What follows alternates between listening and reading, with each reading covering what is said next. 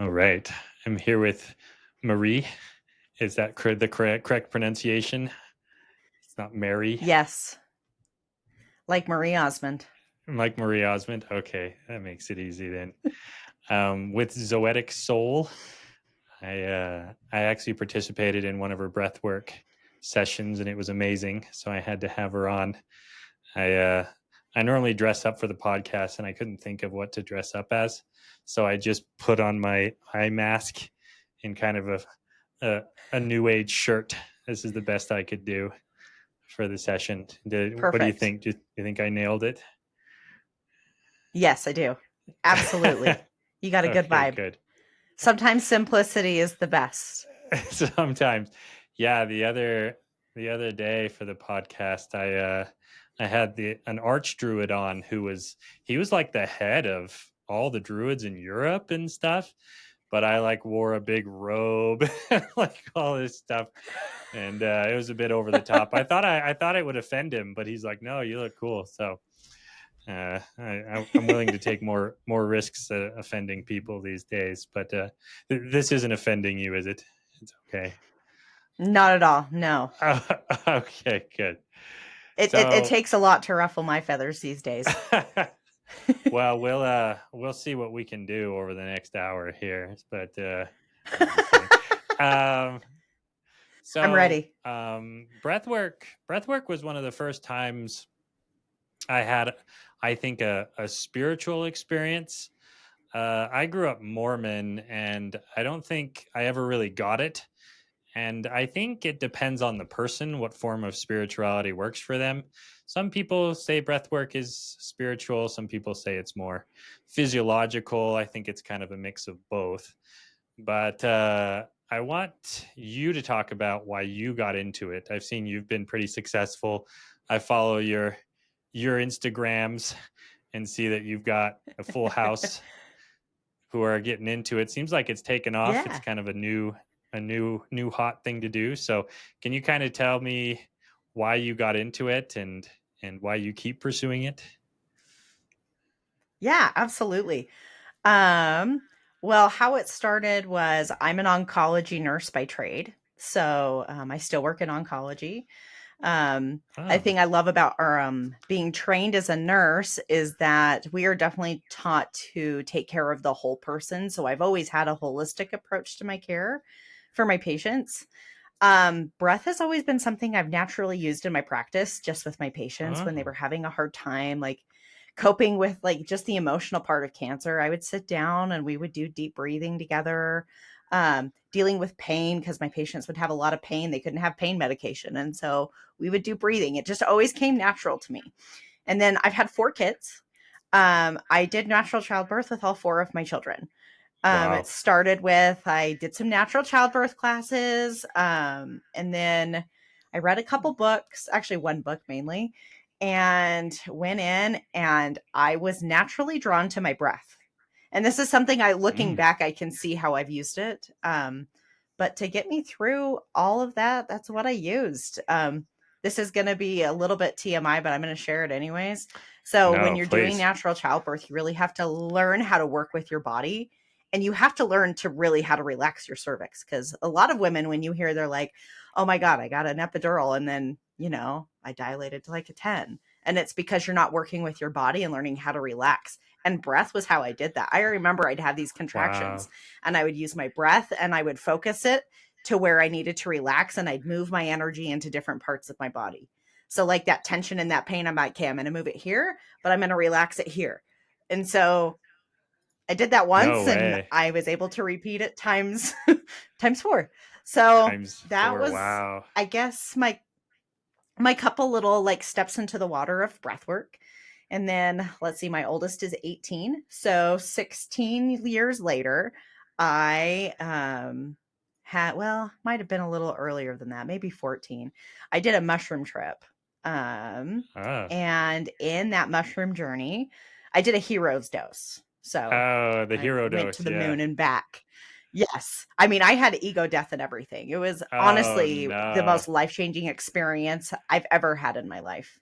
Super It literally dissociation. changed my yeah, well, it really changed my focus and it really helped me align to, I mean, I think when you do any psychedelics, and even breath work is in the same realm, you For learn a sure. lot of things and you have a choice. You know what I mean? It teaches you things, and you always have that choice on the other side. Are you going to take what these things teach you, or you can ignore it? It's really that's where the work begins, is after these experiences. But anyways, in this mushroom journey, I want to say it was probably, I mean, you lose sense of time, but I want to say it was probably near the end, maybe 3/4 of the way through. I remember being in what felt like a cave, and I could see shadows of people around this cave. I couldn't see faces, it was only shadows. Wow. And they taught me how to breathe. Um, No way. I, I, oh, it was insane. And I remember, like, I learned like a breath holds. I was learning like how breath could do things for my body. And specifically in the breath work that I practice, we do breath holds. And that was a lot of what I was taught in my breathwork journeys, or in my breathwork in the mushroom trip. In the mushroom trip. And so when I found Soma breath, it really called to me, because that was something that I had been taught by what felt like my ancestors. I mean, you don't know what it is, but it felt like someone that was, or something that was trying to teach me. I remember when I went into my mushroom trip, I was like, mushroom, just tell me what you need to tell me. Like, that was my mantra for that whole thing. And that was one of those things that I learned. So I did that. And then I want to say it was probably maybe a year and a half later, maybe a year and a half later. I went to the Energy Healing Conference. It's a local conference here in Utah. And I went and did a breathwork class. I was like, oh, because I had done this mushroom trip, and I was like, oh, I want to know what this is all about, you know? So I went and did this breathwork class, and it was a holotropic. So it was that really fast breathing. It Yeah. was really intense. I remember, in fact, I just did a breathwork just a couple days ago. And like, when you do these really intense ones, it's like the integration. It's just like, I remember I was just like silent in the car.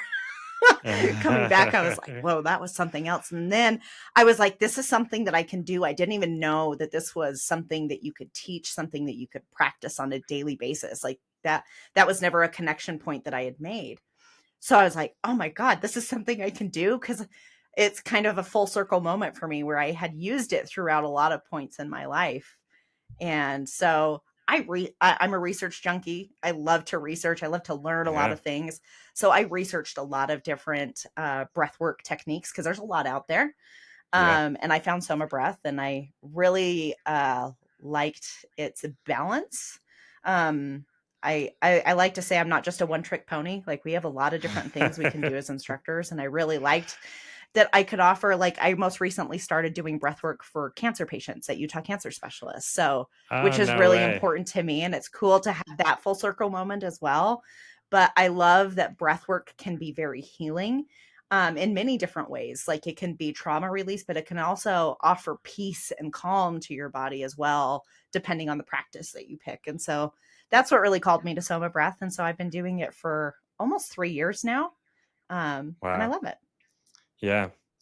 Yeah, I think I remember reading Johns Hopkins does that for its cancer patients. They do breath work. I think they do sound baths too.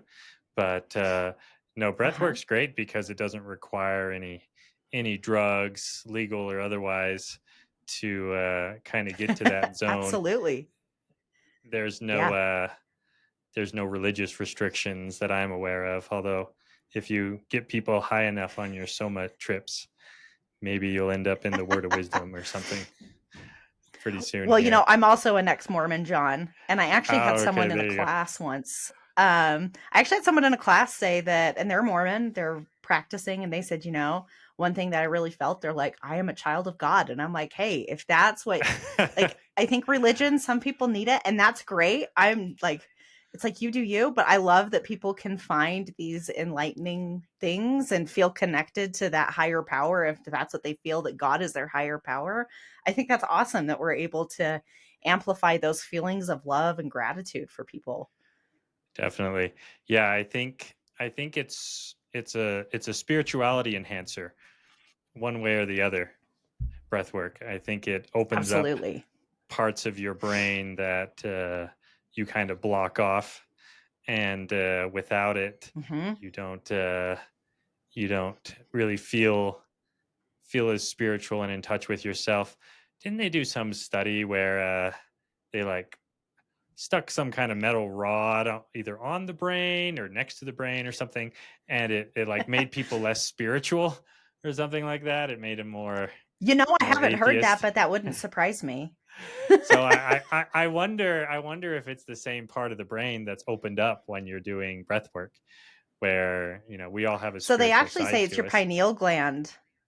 It's the Yeah, it says pineal your gland. pineal gland is what opens up. And that's where DMT Okay. lives. I mean, so I'm just going to put this out here. A lot of breathwork people like to say that we release DMT in breathwork. That is a theory. We can't 100% say that. We don't know a lot about DMT in the body. We don't like it. Most of it is Yeah. based off theory. We don't have a lot of actual facts. But with that being said, and having done psychedelics myself, I can say I have had many psychedelic like experiences in these, and they theorize that when you're doing breath work, especially some specific kinds, can really activate that pineal gland and can help to Mm. release that DMT. So, Yeah. Yeah, I think it's probably close enough that you could call it empirical, but not measurable, perhaps, because I correct. think DMT in the brain, it's such a minimal amount, and it doesn't light up on any MRI scans, right? So the best you could do is like stick a needle in the pineal gland and suck it out while they're in a they're Right. in doing breath work, but You then you'll probably kill the person. So it's not something No, that we'll ever totally. discover. Probably there's no more evil science going on since World War Right. II. You So can all that evil see stuff. on an M Yeah, you can see on an MRI scan what people's brains are doing in psychedelic experiences. And actually, speaking of Soma breath, they actually at Cambridge University in England, which is where our founder is from, is England. They actually did a comparison, and they could actually see that it was like it mimicked psychedelic like experiences when they did a 28-day program Cool. with Soma breath specifically. It's Yeah. the same So, type of thing. I mean, they've seen that. Yeah. They can see that the brain lights up in the same places. Lights up in the same places. Do you know if they've done? Although Mhm. no, I do know that. I think I read a paper where the brain waves shift. I think they shift to theta. I don't know. I don't know a ton about brain Yes. waves, but right, is that what it is? Okay, yeah, Yes, it is. pretty gnarly. It's crazy how I wonder who was the first person to figure this stuff out, because this stuff dates back forever, and maybe It's the somebody was like yogis. hyper. Is it the yogis? Yeah, but Oh, how yeah. did they Because so when know? you talk about Soma breath is all pranayama. It's all based off of these things that have been around for thousands of years. But what we, at least in Soma breath, we've structured it in a way to be able to have healing, also enhance your feelings. But I mean, if you look at yogis, there's no one tracks how old they are, but there's a lot of people that say there's a lot of old yogis that have lived around for a long time, and a lot of them are practicing breath because that's one of your limbs of yoga is pranayama. And so just doing basic breathwork practices is one of those things that can help you live a long life. And one thing that um, at least they brought up in our training, when you look at animals that live the longest typically have the lower respiration rates. And so when you look at, Interesting. like, I think dogs are a good example. Dogs breathe fairly fast. Same with rats. Rats especially, they breathe very, very fast, and they only have a couple year lifespan. Dogs breathe faster than humans. That's one of the reasons they theorize why they don't last as long. But if I remember right, it's the mole rat that lives like underground. Like they go into intermittent hypoxic states all the time where they only breathe a couple times a minute and they last forever. Same with like elephants. They Yeah, last yeah, a long time and they are low breathers. And so that's one of the yeah. things that they talk about. So, especially in pranayama, I can speak for myself when I'm really good in my practice and I'm practicing every day. I remember in my first year of solid practice, I could feel my respiration rate had lowered. And I could tell that my breathing was more conscious, and I could tell a big difference in the way that my energy shifted in just daily practice of breath work. That's really cool. Yeah, you're speaking my language now. I did my PhD at the University of Texas, and one of the most famous naked mole rat researchers was there, and Google ended up sniping her from us. Google Calico, their longevity company. But no, in the basement, Yeah. she had a huge naked mole rat colony, and yeah, they were studying them, and hypoxia, and yeah, just like being in that low oxygen environment makes sense to me, because yeah, the Hmm. faster you breathe, the faster your heart rate's going, and I think a lot of organisms, not all, but it's based on how many times your heart beats. That's your clock, right? And Yeah. so yeah, mice, Well, they they're boop, boop, they're boop, boop, both boop, very beat super fast, connected. and Uh-huh. Yeah. So when you breathe in, I yeah, hope I'm saying this right, but when you breathe in, your heart rate goes up, and then when you breathe out, your heart rate should go down. And this is how they measure. This is the big trendy term, your heart rate variability, your HRV. That's a big trendy mm, thing right now that people are looking, and it's your balance between your sympathetic and your parasympathetic, and how your heart rate and how your heart is able to adapt between the two. And this is why breath work works so well, because it's all right here in your chest, so your breath and your heart are intertwined together. And so if yeah. you can control your breath, you can actually help to control your nervous system as well. So you're lengthening your life by not hyperstimulating your pulmonary system, the blood pumping through your body. Well, it's all a balance, because when you do these breath Yeah, works, right, there are times that you are putting yourself into a sympathetic state. But the question is, can you balance yourself and bring yourself down? And you can do both yeah, through breath. But the question is do you know how to utilize those tools so you can get yourself in and out of those? Because they both have their yeah, place. Like, we have to be able to be in stress states, but how do we get ourselves out? That's the key. And that's where most people live, is they're living in these high stress sympathetic tone, which is your fight or flight and freeze. Most people are living there and they don't know how to get out. And so breath work, especially, what I really like about Soma breath is I can really teach people how to get out of that sympathetic. While I enjoy holotropic and it's that really fast breathing, that's only a yeah. small piece of breath work and what we can do for people. And that's why I really like this other part. And especially when I go help cancer patients and I do the breath work with them, it's like, I don't want to be putting them into that sympathetic Yeah. stress state. I was gonna say, yeah, That's the last thing I make want them to do. make them sign a waiver first, right? Before you get them on No, holotropic. totally. Yeah. And so I like that I can offer a balance and offer something else for people to help them balance their nervous system and teach them how to balance their nervous system as well. Yeah, yeah. So would you say Soma is a little bit more for kind of balancing the sympathetic and the parasympathetic, whereas holotropic is like trying to get you into a what's the opposite of hypoxia? Uh, anyway, Well, it's a I different guess. kind of hypoxia because you're altering the CO2 and oxygen levels. So it's a different kind of hypoxia that you're doing. Um, Okay. but what I do like about Soma, I can go into both realms. Like, I can push someone really hard and we can do that really fast breathing to induce those states of sometimes usually it's like trauma, emotional healing. You can do that, but there's a lot more you can do as well. The one thing I really do like about Soma Breath, we're all about increasing your vibe. That's what your vibrational energy. Mm. Niraj, when he started Soma Breath, he's also known as the renegade pharmacist. And so he was working as a pharmacist. He hated his life. He hated working where he was working. He had Crohn's disease or ulcerative colitis, um, was miserable. And so he left his job and he went to India and he did breath work and he healed himself. I mean, just getting Wow. himself out of that stressful environment. And then what he always wanted to do in his life was be a DJ. So after he left India, he went and worked with Wim Hof. And then he blended the two worlds together of what he learned under Wim Hof and what he learned in pranayama and yoga, in India, and he created this. And so what I really love is we want to help people live their best life. So we do a lot of neurosomatic and neuro-linguistic programming. So we learn how to give you messages to reprogram your subconscious mind to be able to help you to increase your vibe and be able to live a better life. I think trauma release has its place, but I want to be able to offer something more. And like, how can we get you past? Because the trauma is always going to be there. It's like, so Yeah. hopefully you can work through the trauma, but how do we get you to amplify your life and how do we get you to living your best life? And that's what I really love about Soma is it's about how can we get you to live the life that you've been dreaming of?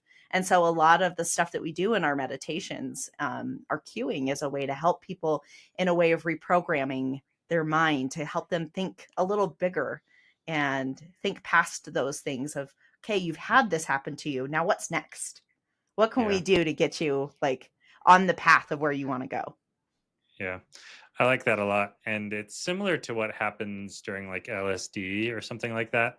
Probably not as intense, but where you have to No, face those not definitely things. not as intense. All right. Yeah. Where you have to Yeah. face those things, and whether you like it or not. And probably with breath work, it's a little more mild, and those thoughts and things will come Yeah. to you, but you're probably more equipped to face the trauma. And I know with like LSD and stuff, I made the mistake of not riding the wave. I like to be in control of my Oh, mental those waves are faculties, and rough. whoops. Yeah, you have to ride it. And I think with breath work and Mm-hmm. trauma too, I think it's kind of teaches you that you have to do that, otherwise it's going to hurt. And so you ride that Yeah. wave. And then in life too, Mm-hmm. so once you leave that session, you're like, oh, now I know how to handle the trauma and the skeletons Absolutely. and whatever else that's still nagging at your Honestly, that's the one thing. subconscious. That's the one thing I love about all the different breathwork modalities. It's all about pushing yourself past your comfort zone. Because if you're doing the holotropic, breathing that fast for an hour is hard, Yeah. right? Yeah. It's like where It you're just hurts. breathing and breathing, and it's hard and it hurts, and you've got a lot of stuff. And I mean, and you always have that choice. You always tend to hit that, and even in psychedelics, you hit that wall, and it's like not necessarily a wall, but you like a bend in the road. It's like you have a Yeah. choice, and Yep. it's like, are you going to push past that, or are you going to pull back and maybe? And some people, that's their space for that day, and that's totally fine. But that's what I love about breath work. Whatever modality you're doing, it's all about pushing yourself past that comfort zone and growing and getting better than you were before. Yeah. Pushing past whatever it is that's bothering you. Well, what's interesting with a lot of this stuff Mm-hmm. is, as a nurse, maybe you can attest to this, but I found physical ailments too. It's not that it fixes the physical ailments, but it identifies them better. Like when I was doing breath work, um, I could feel like a pain in my lower back. And it was basically a sign that I'd been working out too much. And you don't really feel those things until you get in touch with your soma, your spiritual side or whatever, because you're probably too activated maybe all the time. Maybe the adrenaline's pumping too much. But once you can get into that sympathetic zone, with that healing zone, you can feel, oh, I'm overdoing it. My legs are sore and my back is sore, but I'm in this epinephrine, adrenaline fueled state all the time. So I can never feel that I'm hurting myself. And then I'm like, oh, I need to fix my form and I'm damaging it. It it's kind of funny. I know a lot of medical professionals who get into this stuff. And I know a lot of it's not as empirical as, like you said, the DMT thing you can't really prove. But I think medical professionals see that the the futility in some drugs and how they only work for some people and that kind of stuff. Whereas breath work, most people are, if they at least make an effort, they're going to get something out of it, right? Has that been your experience? Oh yeah, definitely. I know. Yeah. In fact, I went to a big breathwork event on Sunday, and I could tell I had a lot of something to purge in my body. So I love how you can. I don't know what it was, but that was one of my intentions. As I was like, I could feel like I physically had something blocking me, and one of my intentions was to help me let that go. And yes, it did. It let And it the thing that go. was interesting with this was actually not a very this. So we did like similar to his name's Tim Morrison. He's in Australia, and he has his own Spiritus Breathwork, which was what I went to. Great event, by the way. If any of you ever, he's in a U.S. tour, so if you get a chance to go to his event, please do because he is great. But we did a restorative breath with cacao and sound, and that was actually more powerful for me that night than doing the breath. Like I had so much more like purging and healing in that than I did. So you never know what it is that's going to break you open, But back to your question about medical professionals, yes, they definitely are. And one of the reasons is to get sciencey and geeky on you is Please. so we have our autonomic systems. So our brain will function on its own and help with heart rate, breath, digestion, and making sure all of our organs are working every day. And we don't have to think about it, right? Breath is the only one of those functions that we can manipulate. We can't Oh. manipulate anything else, but we can through breath. So breath is the tool that, if you believe in a higher power that created us or however, but this is the tool we've been given to help our bodies. And so breath work is a way for us to learn how can we heal our bodies. And what a lot of us breath workers say, and I believe it with all of my core, is that breath is the bridge between the body and the mind, because Mm. we can get to a lot of places with our breath, but that's what our breath here is meant to do. And so if people want to learn and want to use it, they definitely can. But it's funny because I work with two physicians in my office, and I told them that I was doing this breath work. They're like, breath work? What the hell is breath work? Most people don't. I mean, I would say most physicians don't know, but we're finding No. more. And this is what I tell them. And they're like, I never thought of it that way. And these are some of the smartest people I know when you're Yeah. talking book smart. But it's funny that at least in like medical training, no one's taught this. And not only that, I can speak as a medical professional. Like if I have someone with a low respiratory rate, we're like, oh no, what's wrong? Like they got to be at like 16 to 24. And it's like, no, not really. Actually, a slower respiratory rate, if they're like chill and calm, that's great. So Yeah. it's just interesting. But I think that's just a lot of like, we're starting to see a bigger shift back into Eastern medicine in general. It's slow, but it's slowly making its way in. But the hard thing with Eastern medicine, and I think where we're going to see a lot of problems, at least from a Western focus, from what I see, is that there's no money to be made, right?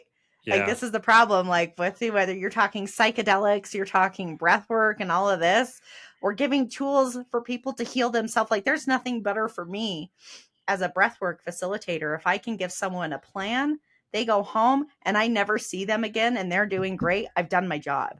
And that is Yeah. awesome. Like if I can give them the tools to never come back. But that's not how medicine works, right? No. It's here's the band-aid. It's never root cause analysis. It's like, and that's how our doctors are trained. So we're getting better, but I think we're still on the beginning part of this curve. So I'm excited to see where it goes. Yeah.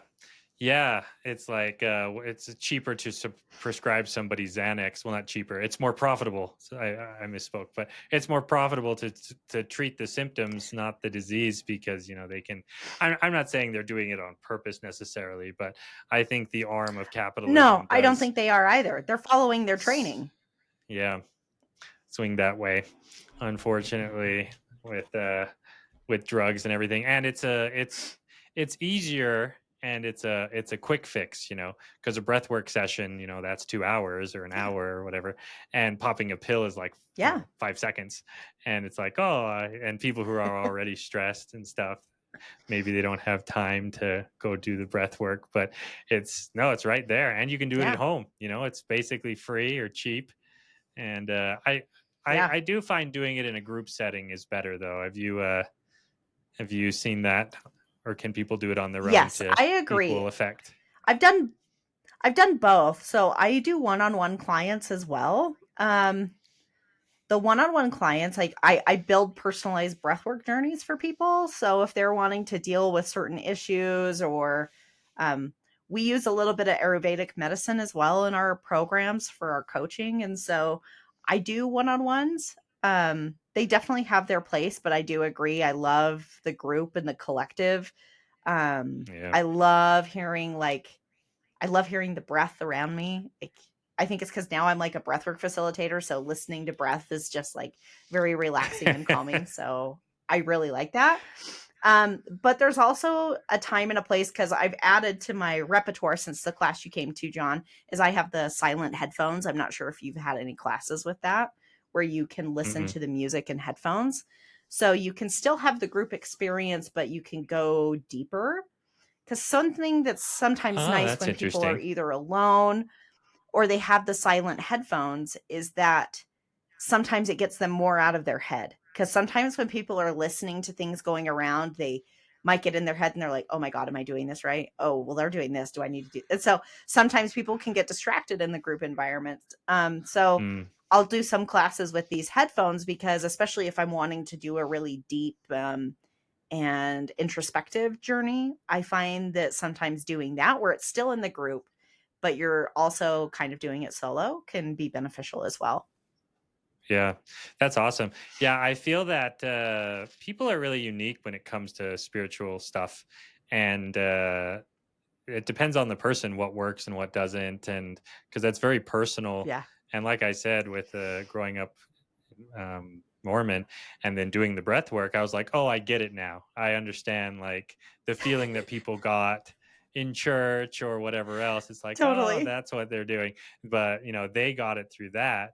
And I was interviewing a woman who does relationship coaching, and she brought something up to me known as Mhm. limbic resonance. I don't know if you've heard of that before, but it's I haven't. basically they're trying to put a science behind syncing up with those around you or those next to you.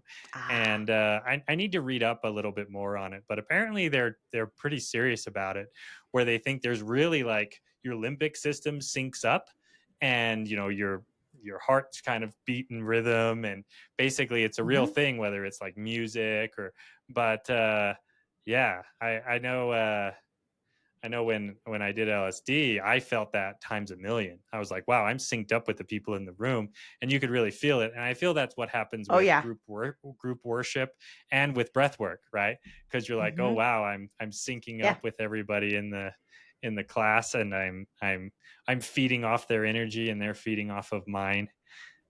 And yeah, that's why Oh, I, yeah. I think so for some people especially, it's almost like the same thing as like a group worship session, but you're also doing breath work where you're opening up a big part of your brain. Definitely the vasculature opens up, right? When you're doing breath work, I assume all that blood is Oh, pumping for sure. everywhere.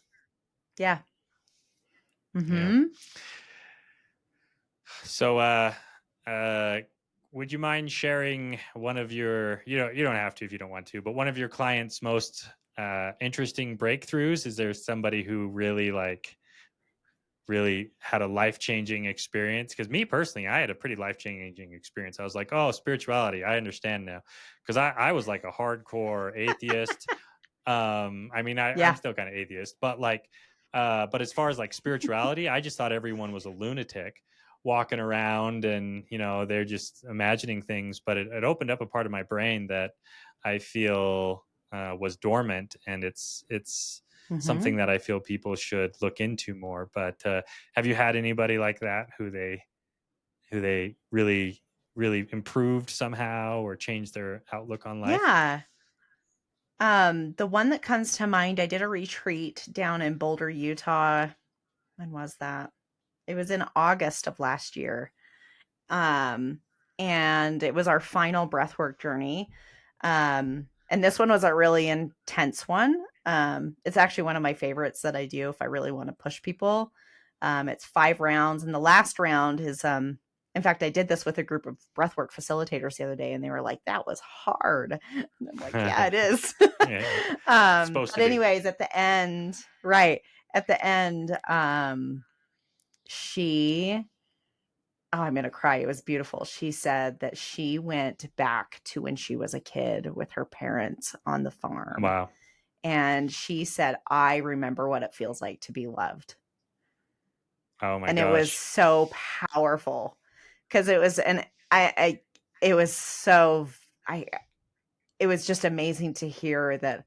I mean, you never know because a lot of people don't share a lot always. And when you do these breath work, I mean, I don't share a lot. It usually takes me like a day to be able to process all the things that I experience in breath work. So sometimes you don't hear a lot, but then it was just beautiful to be able to hear that someone was able to. Because what I really love about doing breath work, I really want people to hopefully leave feeling enlightened. Well, not necessarily enlightened, but lighter. That's always one of my goals is to hopefully they can feel a little lighter and a little positivity. And I loved that she's like, I forgot what that felt like. And I forgot, because I think, if I remember right, I think her parents or one of her parents died when she was young. And so she's like, Oh I forgot gosh. how much I was loved. And Yeah. it was beautiful. And That's yeah, beautiful. that Kind was of that's bittersweet. probably one of my most favorite stories. Yeah. But It kind of she was so unlocked grateful. And that. she came up to me later. Yeah. And she said, thank you for helping me get there and remember that. And so that was probably That's my favorite that's really experience cool. that I've had. Yeah. Yeah, it's amazing how this stuff can unlock those things. You wouldn't think that it would Hmm. be able to. Yeah, I actually talked to a woman who does the Mayan cacao ceremonies, and she integrates breath work as well. But yeah, I looked into the science behind it. Apparently, it's super loaded in magnesium, and what Hmm. was the other one? It starts with a T.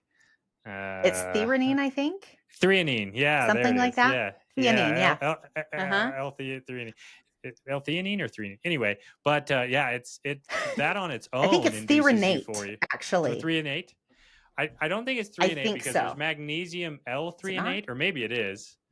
We should look it I up. don't know. I Here, feel I'll look dumb it up not while you're remember. talking. Yeah, please. But apparently that induces euphoria on its own, and so it's really cool looking at these ancient practices that you think were just some crazy voodoo that these people were doing, but in reality it has a kinetic Oh yeah. pharmacodynamic effect, and it's actually, they're like, it's We actually were something good. close. Theobromine. Theobromine. I knew Theobromine. that. That's what it is. We were both That's what it is. We're both, dancing around we were it. getting there. We were getting there. Yeah. But Actually, yeah, I've it's done 2 cacao ceremonies, and I can say those have been very powerful. Like, I did one on Sunday, and then I did one probably 6 oh months wow. ago. No, it was probably 4 months ago. Um, and they are and they say this cacao is very heart opening, and it Yeah. is. It Yeah. really expands your, I guess, your love and your heart chakra, if I were to say anything. But I've Yeah. had really powerful experiences with cacao, especially if Yeah. you do it within a ceremony and you're doing it. And I think it's the same with psychedelics. When you do these kind of things, I think with intention and you go into it instead of just like doing it to do Just it, doing I it. think you can Yeah. have really profound experience. But no, cacao, I've had amazing experiences with cacao. In fact, that's one And you're thing I'm coming in looking to add fresh. to my repertoire. Oh, okay. Yeah. Yes. Do you do you sweeten it, or do you use, because I know the raw the cacao the better, because that's where you get all the good stuff when it's not super Yeah. processed, but it's also super bitter too. So I mean, you can sweeten it and So, it's I still mean, not gonna. yeah, I drink black coffee, so I have no problem with uh, bitter. Um, you're all and about it. like when I buy chocolate, I buy 85% chocolate bars from Trader Oh Joe's. gosh. So for me doing cacao, I'm like, I got this. It's not a problem for me. I don't need to sweeten it that much. So yeah, Stuff I actually I like the bitter taste. So that's okay. yeah. Well, I'm just saying your clients may not, they'd be like, "Oh my gosh," but you're like, take your bitter medicine. It's good for you. Quit your boobing. I know, This right? is the This is the only way hard you're this will working work. through today. This is so hard to work through. I think cacao actually means heart or something like that in Mayan. I It remember looking might. that up a long time ago. It's something like the word actually means something about heart or ritual or something like that. But Well, on yeah. this thing I looked up, it said energetic qualities is considered a plant medicine and is good for the heart chakra. And that has been Oh, my really? experience literally every time.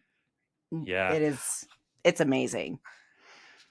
I need to do it. I actually bought all the stuff for it, but I haven't gotten around to doing it. I need to do it with my family. My screaming kids might interrupt it a little bit, but just kind of zone them out for a little bit, and it'll be fine. I would highly recommend doing a ceremony. In the A full ceremonies I've done, ceremony. they usually do like they usually will do like a chakra cleansing, and it's really grounding and really like it's beautiful. So I would try to find someone to do a ceremony for if you haven't done it before, so That's you can have cool. a really good Okay. experience. Yeah. Yeah. Yeah, I actually made the not made. I had the woman who I interviewed make a ceremony for me. It's on my website. I need to clean it up a little bit. I'm still making it or whatever, but so it's accessible. But I need Yeah. to do it. I feel bad because I haven't done it myself, and I'm like trying to pitch it to people. But it's on the list of things I'm Totally. trying to get out to everyone. Yeah, where did you do the cacao ceremony? You don't live too far from me, so maybe I can So, use a well, I similar did person. Cacao with Tim Morrison this recently, Oh, and then okay. it was actually a fellow Soma breath instructor. She actually lives in Chile, and I have trained with her before. And she did a virtual one, and so we all made our own cacao at Virtual. home, and she did a virtual ceremony. Yeah, did a virtual ceremony. I Wow. did it in my living room. It was great. So Okay. I think having a virtual one is definitely good. I think just having someone to guide you through the experience before you drink cacao, because you usually, at least in the ones that I've done, you don't just drink it all at once. You do it with each chakra. So they'll give you Okay. some cues with each chakra starting at your root, and then you move up and you take a sip with each one. And so you're not just like bottoms up. Yeah. Okay. So it's like in succession. That's really cool. Yeah. Mm-hmm. I talked with a Chinese qigong master. He actually has a PhD in Chinese medicine. Really cool. But he was talking about there's a few different papers that came out not too long ago, and they were in Nature. I was so surprised. I was like, wow, I wouldn't think Nature would touch some of this Eastern medicine stuff. But they were basically mapping chakras and kind of like what they would relate to as far as like organs and things like that. And apparently, I mean, Mm-hmm. obviously, there's no spinning lotus flower in your gut, but a lot of it is mapped to different organs, and they were trying their best, right? And some of it is Yeah. pretty good and pretty close. And I think there's a lot of wisdom behind it, that stuff like we don't really understand necessarily, but you can kind of feel. And so it's there, and I think Yeah. it'll be proven later. But like you said, there's a resurgence of this stuff, especially with the Eastern medicine. It's Yeah. like, oh, maybe they were actually onto something with a lot of these things, and they require further investigation.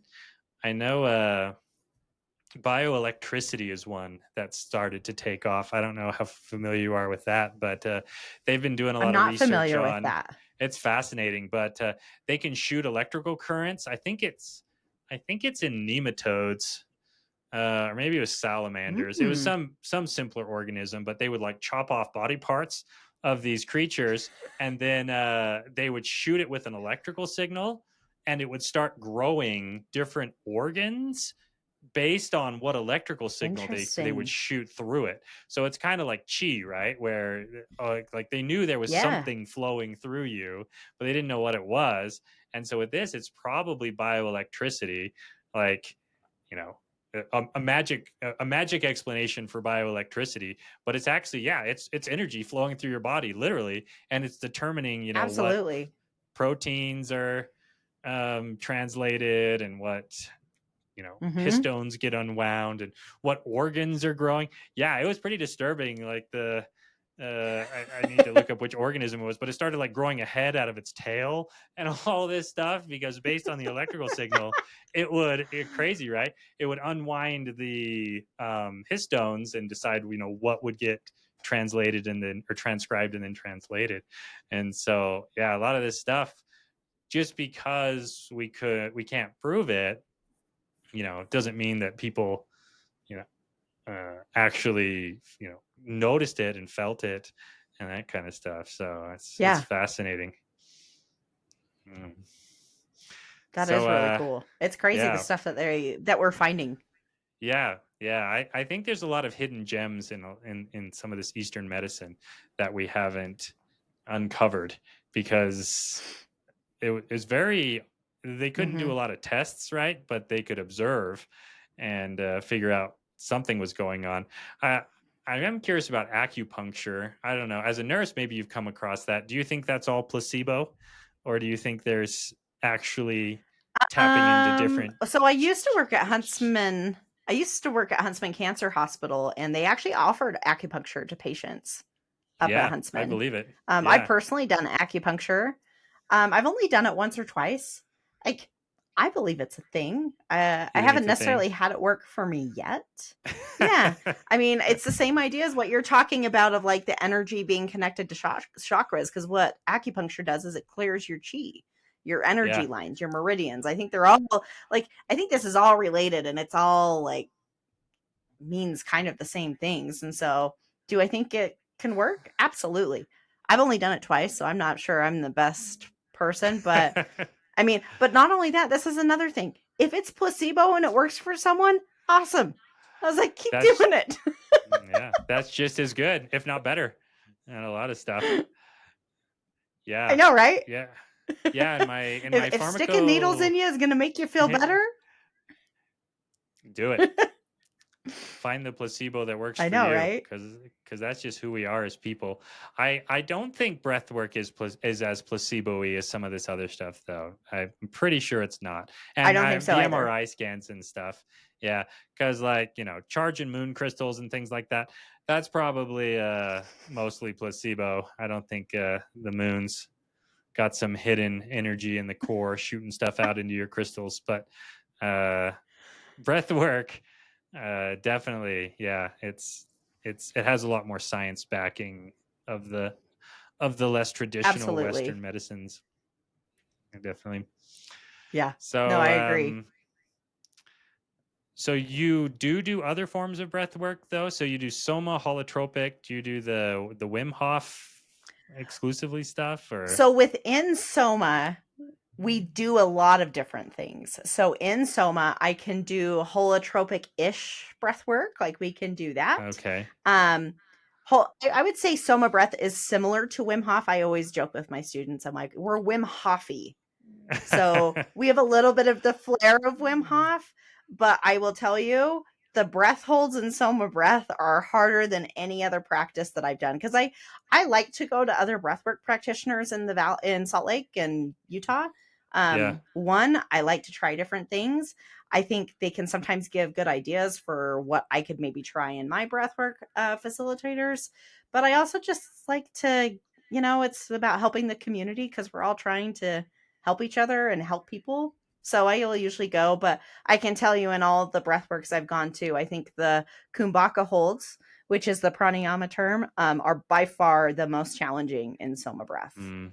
But I find that that's where the beauty is. I can tell you, I actually got to train with Niraj about a year ago. I got to go to Colombia and I trained with him and I did a Wow. 2 hour breathwork session. At least I think it was 2 hours. It was a long one. And it matched some of my psychedelic experiences. No Like way. my third eye completely opened and I remember I had like this channel of light coming out of my head going to the universe and I felt like I was just getting like it was amazing. And that was just from doing breath work. Um but and the thing that's really cool when we do the Soma breath technique, especially when you do these kind of long ones and more powerful ones, you can get to a breathless state where you kind of lose your urge to breathe. It's a really cool place to Wow. be and your mind and everything just becomes so peaceful and calm. And I got to that point in that breathwork journey and I think we were doing the Antara Kumbhaka, which is where you breathe in and you hold. I sat there for what felt like 5 minutes, just not breathing. No It way. was so cool. But and I had like and being in those silent places where you're not breathing, this is where it's funny that breath, the presence of breath and the lack of breath can bring you to amazing places. Yeah. But that was probably one of my most powerful in a breath work was when Niraj did that. It was amazing. Like Does it I was in tears by the end. But for me, it was just I felt so much love from the universe. Like that's what it was. Like that connection that I had, I was like, it was just pure love. It was amazing. does it always take a long time to get into those states? Or is it possible to do that within like 15 minutes? Or does the universe require your time to get the results? There's no shortcuts to heaven. I would say it does take time because so the breath is the bridge between the body and the mind. So there's a couple things you can do, but in order to get into the mind, you have to work through your body. And you Oh, do that through using breath. In Soma, we also use movement. So movement is a good way to kind of you can activate it or make it move a little faster sometimes. But I would say from my experiences, I would say you need at least 30 minutes to really get to the heightened levels. I'd say you need 30 minutes to an hour, but I think it really and each person's a little different. Like some people get there a lot faster than others. really? But I would say 30 minutes is probably on the low end. So I think you do need to dedicate time if you're wanting to have those really powerful experiences. But sometimes, like I do breathwork practice. I mean, I'm not perfect, mind you. I try to do 10 to 20 minutes every day. Every day. And there are times that I can have, there are times that I have really powerful experiences in those simple moments of 10, 20 minutes where I can just like, because it's meditation, it's a Yeah. breathwork meditation where I can, especially what I love about the Kumbhaka holds where you hold your breath on your after you exhale or when you inhale. I find that those places are really places of beauty because it really gets you out of your head and you can kind of sit in that calm. And I can have a lot of really good ideas or have any good insights about like, oh, maybe this is why this is going on in my life. So it doesn't always have to be like blow your socks off and get a home run out of the ballpark. It doesn't always have to be that. Sometimes the simple things that you can do daily can be really powerful as well. Sufficient. Do you do it like in the morning or just whenever you have time? Do you have like a set schedule? That's usually my goal. So what I try to do in Soma breath, we usually well when I went and trained with Niraj, we actually the whole thing is you get to do what Niraj does. You live like Niraj lives. And Uh, so what we would do is we would wake up, we'd go to the gym, we'd exercise, we'd hit the sauna. We'd actually did breath work in the sauna, which was really oh cool. boy. And then we'd Yeah. do a cold plunge, and then we'd go back to the sauna, and then we'd do a cold plunge. But and then we would have breakfast and then we'd go for a hike and then we would do breath work. So if you notice there's a theme, we would try to do movement and then we'd go into breath work. One thing that Niraj said that really stuck with me was so it's the whole idea of the body keeps the score, right? Mm. So when we have these emotions, they get stored in our body. So in order to get these out of our body, we have to work with our body first. And so getting your body to move, whether that's through hiking, movement, dance, is a good way to activate. And I can tell you, the students that I've had in my class, I have one person that he's a breathwork junkie and he's like, and he'll go to tons of different breathworks and he's come to a couple of mine and he's like, the movement makes a huge difference. And so that's one thing that probably I've incorporated that since I went and trained with Niraj is I do that in most of my breathwork classes now where we do some kind of movement before because it helps you get into your mind faster because you've already worked through the body. But if you go fresh Mm. just right into breath work, you still have to work through your body to get to the mind. It still works, but I think you can get there faster if you do some movement before. And that can be any kind of movement. So That's I fascinating. don't like to tell people it's dance, but I like to do tribal movements. Like, just getting back to what we used to be. I think it's a lost art of sometimes I wish I could go back like 200 years where we were living in these communities and we were around a fire and we would sing and we would dance and things were just so much simpler. I would love to be able to just to experience that. So I try to bring those things I wish I had to these breathwork journeys where it's just like, let's just let loose and just have fun together and build community, like you were talking about. I think that's a big gap that we have in general in our culture. And I especially think since COVID, a lot of the community has gone away. I think people have forgotten how to connect. I mean, I can even say with a lot of my friends, we just don't get together like we used to after Yeah. COVID because you adapted to being alone. I had kids that went through COVID. They've adapted to being alone. And I think it's a really unfortunate thing of COVID. And so both me and my partner, Scott, who we both own Zoetic Soul, that's one of our big things is trying to build community and trying to find these people and get people to be that community again. I mean, even 50 years ago, you saw it. When I was growing up in the 80s and the 90s, it's like you all knew your neighbors. You would have neighborhood watchouts, and it's just something that's gone. And I think breathwork, speaking of breathwork, is a good way. And I try to bring those community feels back through breathwork because I think it's an important thing that we need in our culture that we've lost. That's a really cool idea. Yeah, I didn't know doing some kind of physical exercise first kind of helps unlock that.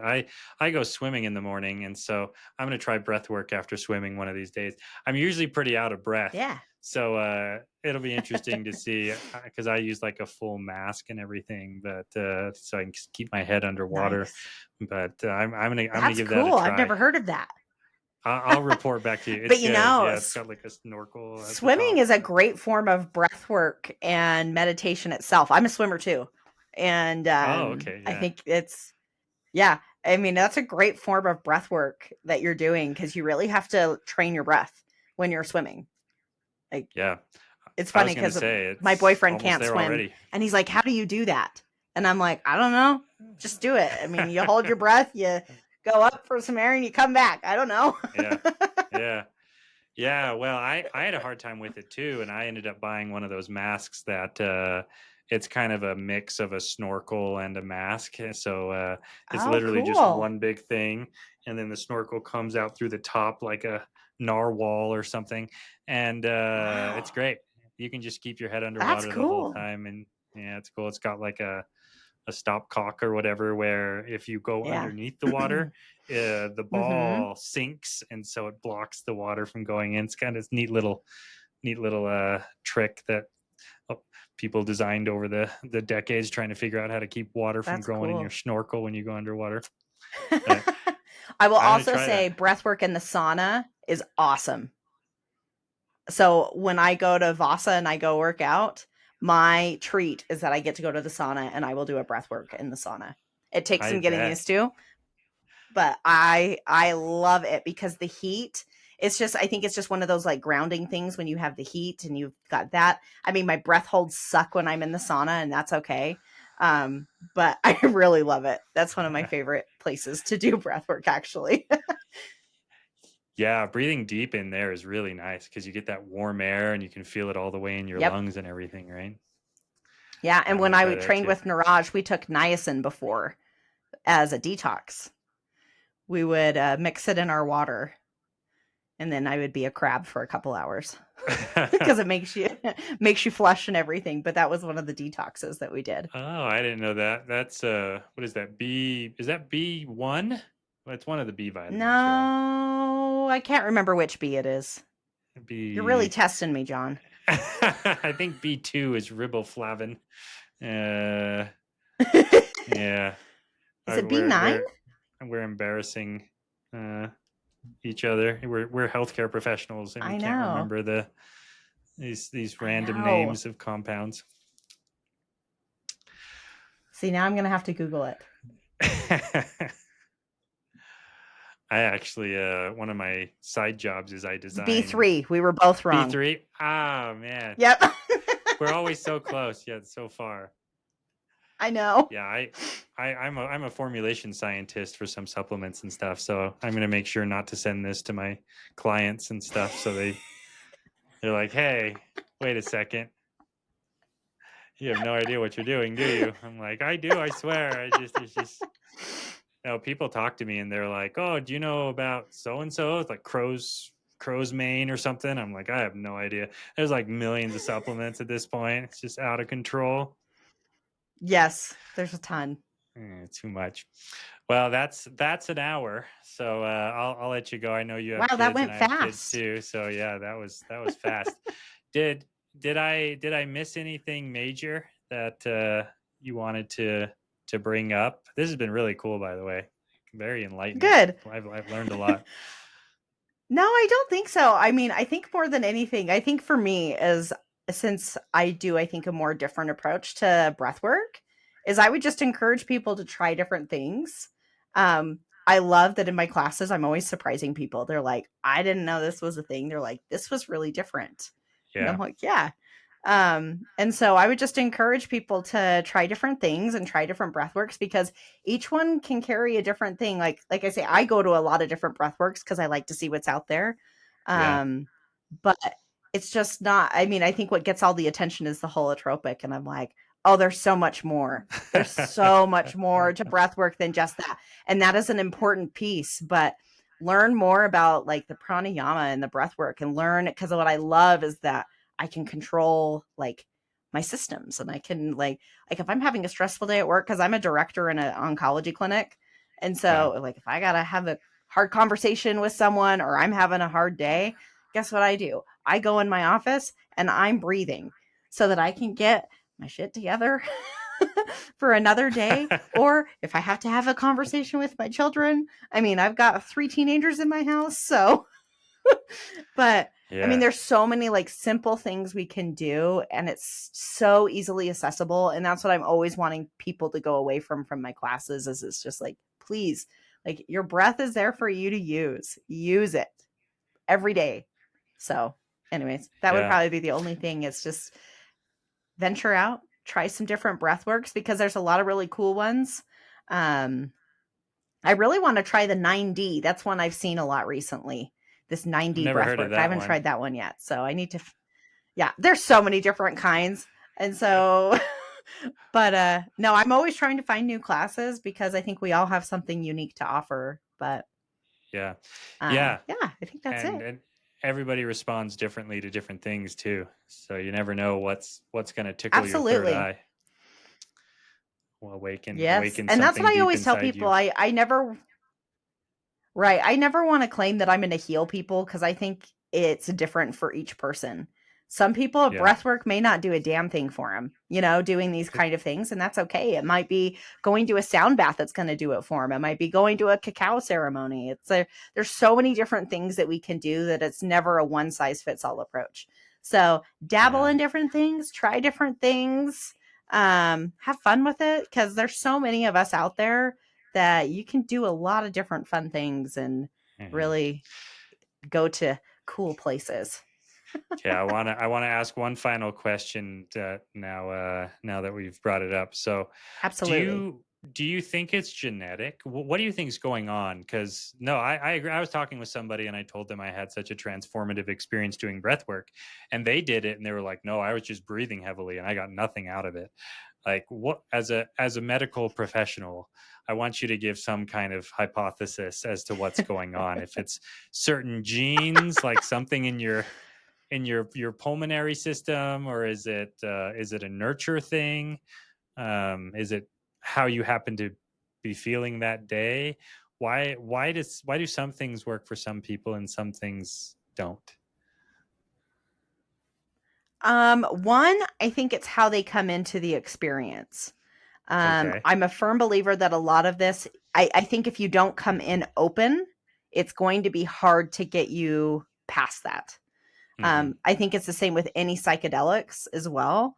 You have to come into it with an intention. If you don't come into it with a clear intention, I think that's hard. But I mean, I personally don't think a lot. I think genetics is overhyped personally.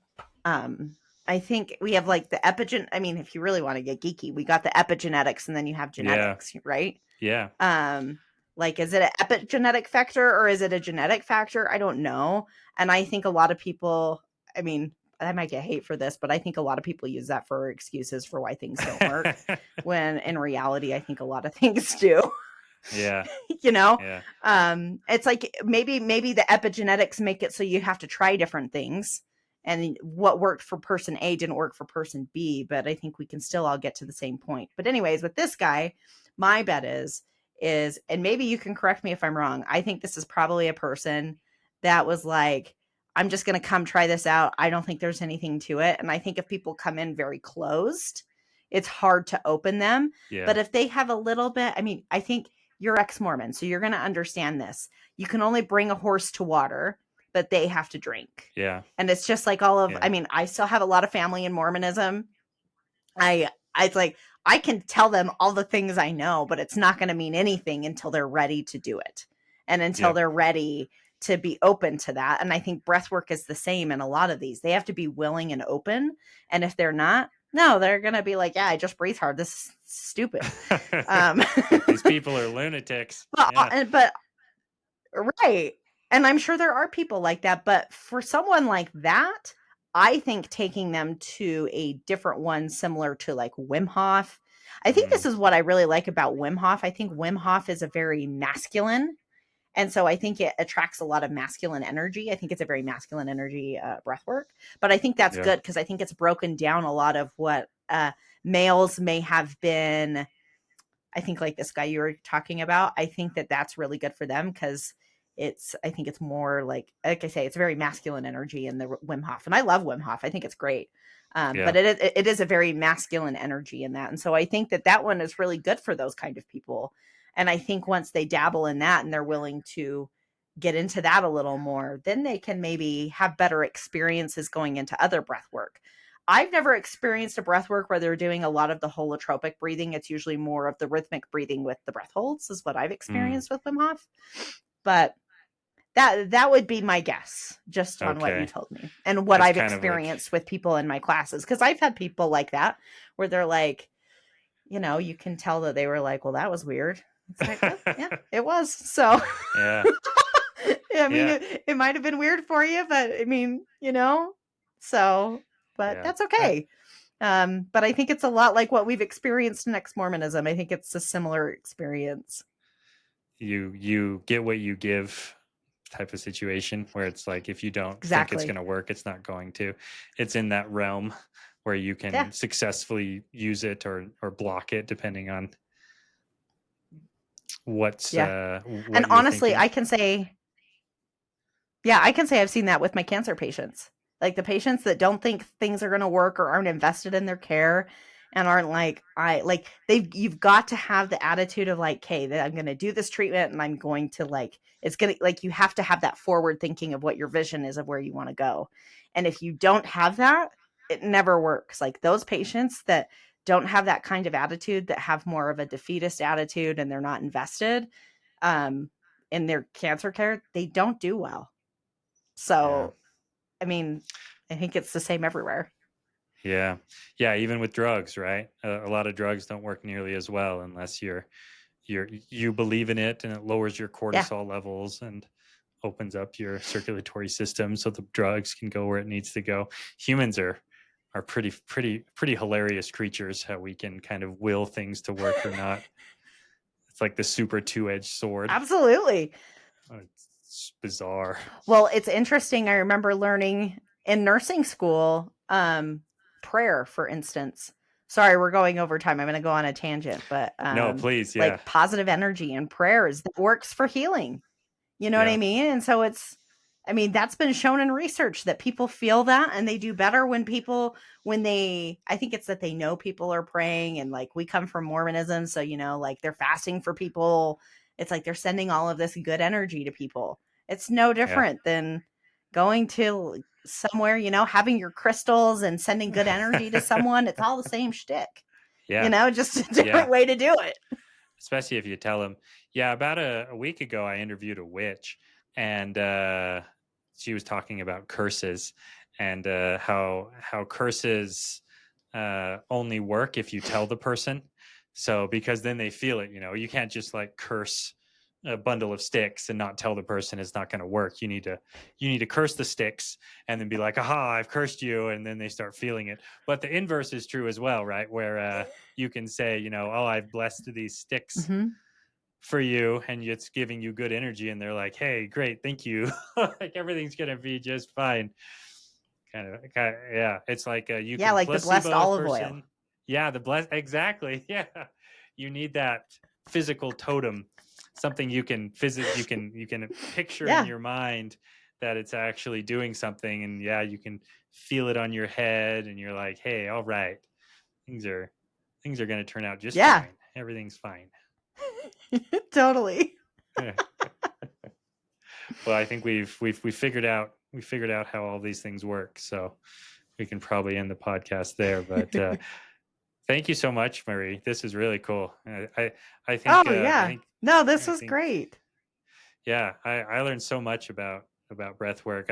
I'm a novice at it, but I need to do it more. I need to you find time to do it with kids, so I don't have an excuse. I need to find a way to do it. I'll be honest. I have good weeks and I have bad weeks. Like there are times like that I'm not as good at it, and there's times that I might go a week or two without doing a breath work, but I always know I'm like, okay, I got to get back to this because it does its service to me when I do it. That's like honestly, sometimes it's only 10 minutes, like because sometimes that's all I can do. So it's Yeah, 10 minutes, 10 to 20 minutes is all I usually commit because that's all I can in the mornings. pulls you So out of the hardwired crazy parent mode for at least a brief few minutes. yep. Yeah, I well, my definitely. mornings, that's like my time. So I wake up, I do my workout, and then I go do my breath work, and then after that, everyone else gets my time. Everybody else, all the cancer patients and Yep. the screaming children and everybody else. Yeah, sounds like something that Yes. you Uh-huh. absolutely need. You sound like you've got a stressful life, but you seem like a very happy person. So you're on to something for sure. Oh, I have a good life. Yeah. No, it's great. I'm really fortunate for my job. It's great, and I'm glad I get to do this on the side. Like I'm really glad that I found to be able to do this because it's a good pressure valve release and it's a good way to give. Yeah, I love what I can give people and the experiences that they can have. It's very empowering for me and really satisfying in a different way. So it yeah, scratches a different itch that I haven't been able to do, and I like it because so I didn't share this on the podcast, but when I do my meditations, I don't come prepared. I usually have an idea for a theme, but I'm just talking really. through, like I usually take a lot from my own experiences, and like I did a training for meditations, but it's like I am asking reflective questions and trying to just cue people and let them guide their own. So like I went and did a breathwork facilitation. I had a couple ideas like written down. Did something completely different. I got there and I'm like, no, they need something different, and then just do it. And that is so great for me because I don't get a lot of opportunity to be creative. And so this is a great way for me to like activate that creativeness that I don't always get in my life. I can also like mix the music for all of my meditations if I want. And so it's a good way to release and do something fun. I think that's really cool. That's kind of like what directors do, the best directors anyway. It's the improv that really speaks to the human soul because you can kind of feel it out. If you rehearse things too much, it feels artificial. But if you can really get in touch with Yeah. the energy of the room, the fuinki, as the Japanese would say, the wind and the water, you can actually do a lot Yeah. more good. I like that No, a lot. absolutely. And you can feel the energy. And there's times where it's like, okay, and you could just get these ideas where it's like, hey, this is what they need. And so you just dive down and do it. It's great. Yeah. It's not something I would have ever done like 5 year ago me. I would have had the script I would have done exactly. And but when you do it this way, it's much more authentic and you can usually come from a more vulnerable place if you come Yeah. unscripted. I think people can sense that too. Scripted stuff, human beings are so good at sniffing that stuff out. And I think it probably can kill the mood in the Yeah, room unless you're really good at masking it. absolutely. Yeah. Yeah, I mean, it's I can smart. go to Chat GPT and I can have it make me a whole like script for a breath work, but it's Yeah, not going to be any good. And I can tell they're you gonna my smell it. meditations are a lot better since I moved to this. Oh, totally. Yeah, Because it's not coming from me, it's coming from someone else. And yeah, so having that like place of like vulnerability and connection, you know? yeah. And AI doesn't have a soul, so you're not gonna do very good soul work with Right. AI. It's godless robots No, gonna come totally. come for us all. Well, I'll put a link. I'll put a link to your to Zoetic Soul in the subsection here, if that's okay, and so people can go to your Absolutely. sessions. I highly recommend it. I had a really good experience. Are you still doing it at the same place? Yep. In Same my place. boyfriend's Okay. house in his And we're basement. Cheap overhead. cheap overhead. Yeah. I mean, what's more Yeah. personal than that? Inviting a bunch of strangers No, into your home. totally. You're like very trusting. As long as they don't steal your Oh, shit, well, I it's guess it's it's fine. fun and we No, totally. Well, we rebuilt the whole basement together. We did the flooring there, so it was a labor of love. So we Planned it like all having a out. space where people can come. And then I don't have to work with studios to get there the day and stuff. I'm like, I can just do whatever I want. It's great. Yeah, yeah. And when I mean, it was just as good as any studio. So well done. Well, good. All right. Well, thanks a lot, Marie. And yeah, hopefully I'll if you discover any more secrets, please come back to the podcast. This has been very Okay. informative, and yeah, any other breathwork things, I want to talk about it again. Awesome. It was great being here, John. Thanks. Thank you so much. Okay, bye. Okay. Bye.